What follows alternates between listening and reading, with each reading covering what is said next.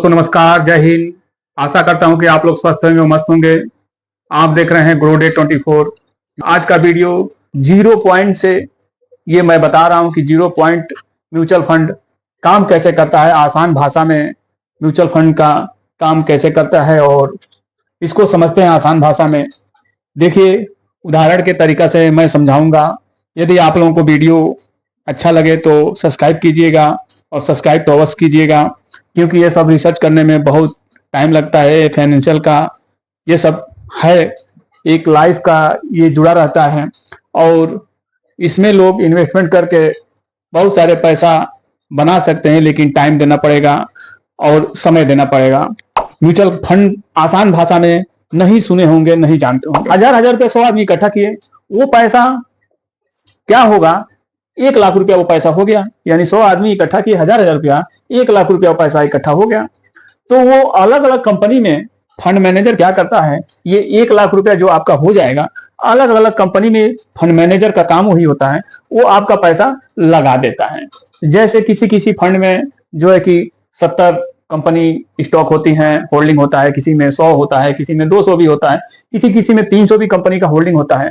तो ये सारा पैसा आपको उस कंपनी में फंड मैनेजर का काम होता है। हम लोग एक्सपेंस उसको देते हैं, फंड मैनेजर को खर्च भी देते हैं, जो एक्सपेंस के रूप में जाता है। वो आपका 1 लाख रुपया वो सब कंपनी में लगा देगा फंड मैनेजर। और वो कंपनी जब जब फायदा, वो कंपनी जब फायदे में आएगी तो उस पैसे में से आपको बांट के, फायदे में से आपको बांट के पैसा मिल जाएगा। वही हम लोग कंपाउंडिंग बोलते हैं। जब कंपनी प्रॉफिट करती है तो फायदा मिलता है। तो जब ये 100 लोगों को हजार रुपया लोग जो SIP किए हैं या जो भी लमसम किए हैं या इन्वेस्टमेंट किए हैं, इनमें से जो जो फायदा होगा सबको वो जो है बांट देगा। जब कंपनी को फायदा होगा तो इसको भी फायदा होगा। तो इस तरीका से ये काम करता है। हमारा पैसा एक जगह इकट्ठा होता है, 100 आदमी 200 आदमी एक उदाहरण के तौर पे इकट्ठा होता है, वो फंड मैनेजर पैसा लगा देता है। ये आपको समझ में आ गया होगा कि फर्स्ट में हमारा पैसा कैसे लगता है। म्यूचुअल फंड फायदेमंद भी हो सकते हैं। म्यूचुअल फंड फायदेमंद इसलिए हो सकता है कि कम पैसे में आप निवेश कर सकते हैं। ये एक बेनिफिट है कि आप कम पैसे में महीना महीना महीना महीना आप SIP लगातार 20 साल 25 साल आप करते जा रहे हैं। तो ये फायदा है कि आपको पता भी नहीं चलेगा और थोड़ा थोड़ा पैसा आपका हर महीने जाता रहेगा। जैसे आपका पैसा सहारा में जाता रहा है, 500-500 रुपया, हजार रुपया हर महीने आपका जाता था। एजेंट आता था, उसका पैसा आपको लेता था और रसीद 2 दिन का 3 दिन बाद रसीद आपको दे देता था। लेकिन ये सहारा नहीं है, ये सेबी के अंतर्गत आता है। तो ये आपको समझ में आ गया कि कम पैसे से भी हम चाहें तो वेल्थ बना सकते हैं, लाखों का बना सकते हैं, करोड़ों का बना सकते हैं। समय देना पड़ेगा कम पैसे में भी। अभी लास्ट में बताएंगे कम पैसे का कैसे वेल्थ बन सकता है। फिर विशेषज्ञों की मदद मिलती है। जैसे फंड मैनेजर, हम तो अपना दूसरा काम कर रहे हैं, हम तो फंड मैनेजर है नहीं, अपना काम भी कर रहे हैं, हम SIP भी हमारी जा रही है। तो फंड मैनेजर एक विशेषज्ञ भी तो होता है, तो उसमें विशेषज्ञ की मदद मिलती है, क्योंकि हमको उसके बारे में नॉलेज होता नहीं है। म्यूचुअल फंड के बारे में विशेषतः लोगों को नॉलेज नहीं होता है। वो बस SIP कर दिए, लमसम कर दिए, फंड मैनेजर है, वो देख रहा है, अपना काम कर रहा है। एक फायदा ये है कि हमको किसी विशेषज्ञ को पैसा नहीं देना पड़ता है। नहीं, उस आदमी को आप हायर करेंगे तो 1-2 लाख रुपया पर महीना आपको सैलरी देना पड़ेगा। लेकिन बहुत सारे लोग जो म्यूचुअल फंड में पैसा जमा करते हैं, उसका एक्सपेंस रेशियो जो मिलता है वो AMC में, और फंड मैनेजर को सैलरी जाता है। जो भी AC पंखा कूलर जो भी होता है उसका सब खर्च AMC के पास जाता है, आपसे एक्सपेंस रेशियो लिया जाता है। तो फंड मैनेजर आपका मदद करता है। फिर तीसरा है, जोखिम कम हो सकता है।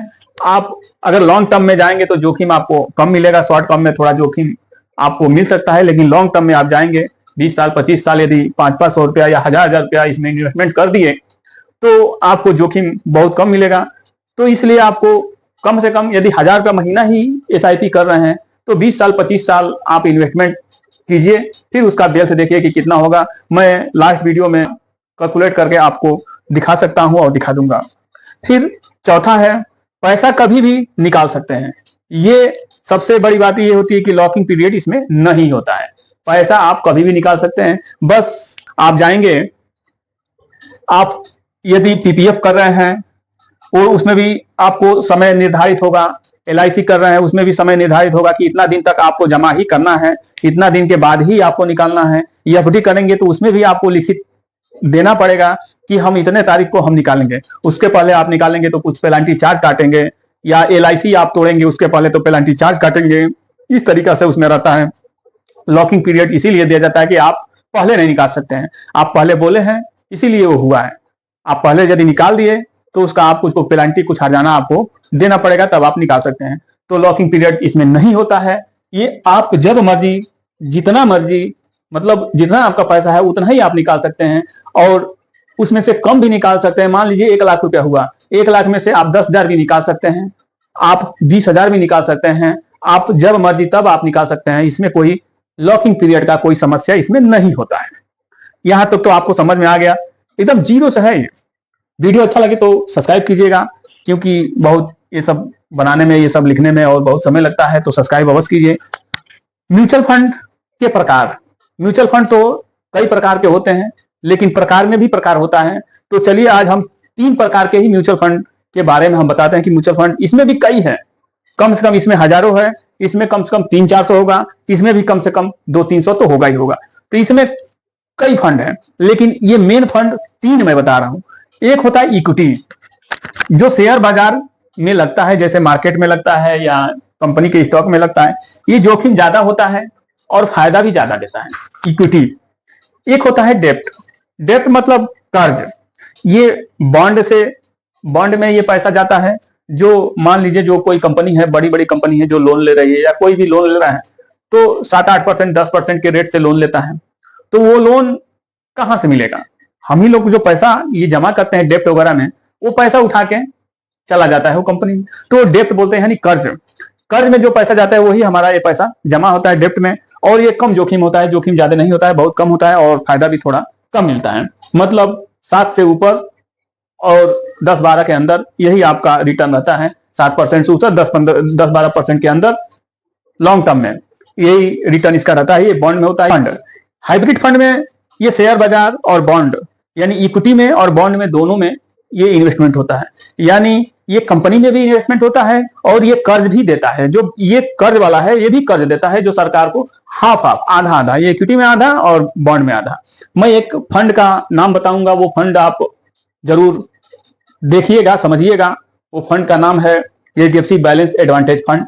उसी फंड का मैं अभी ये इसके बाद वीडियो बना रहा हूं, इसको मिटाना पड़ेगा, मिटा के आपको बता रहा हूं कि वो फंड यदि आप 1000 रुपया या 500 रुपया इन्वेस्टमेंट किए हैं तो कितना वो बना चुका है, पिछले 30, 32, 35 साल के अंदर वो बना चुका है। तो आप जरूर, वो भी हाइब्रिड फंड में है, वो शेयर और बॉन्ड दोनों में आता है, आप जरूर देखिए और उसको समझ लीजिएगा। मेरा कोई रिक्वायरमेंट नहीं है कि आप उस फंड में इन्वेस्टमेंट करें, बस एजुकेशन पर्पज से आपको ये वीडियो देखना है। तो आप समझ गए होंगे, नहीं समझ में आया हो तो फिर आप कमेंट कीजिए, मैं फिर से आपको समझा दूंगा, बता दूंगा। कोई अधिक जानकारी चाहिए तो इस नंबर पे आप जरूर व्हाट्सएप माध्यम से आप संपर्क कर सकते हैं, या वीडियो के कमेंट पे आप कमेंट कर सकते हैं। आपका कोई पोर्टफोलियो हो तो आप रिव्यू के लिए कमेंट कर सकते हैं, अपना पोर्टफोलियो लिखिए, अपना नाम लिखिए, अपना एज लिखिए, आप, मैं वीडियो आपको बना दूंगा। तो चलिए, इसके बाद 1000 रुपए के SIP से वो फंड जो कि हाइब्रिड फंड में है,